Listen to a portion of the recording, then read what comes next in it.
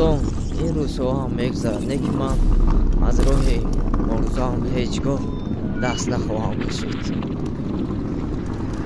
سلام علیکم دوستان، این امروز 11 مای این سال 2022 من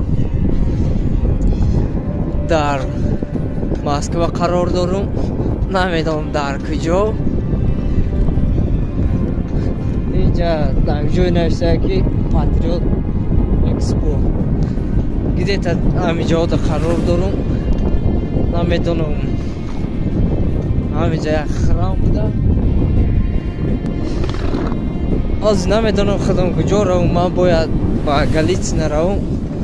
لیکن автобусе که ماشتون تو همینجا آورد رسوند مرا.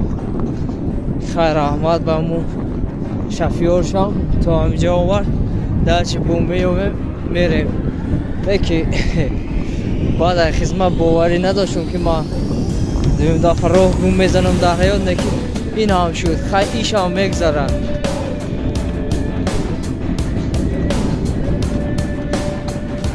الله انشالله کمک ما میکنه.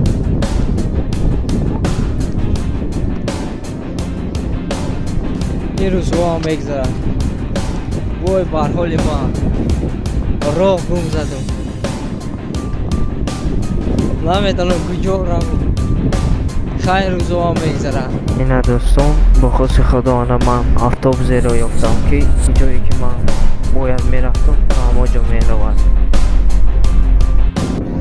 مالی برادرو الان نگهبانتون باشه. همیشه با ما باشین.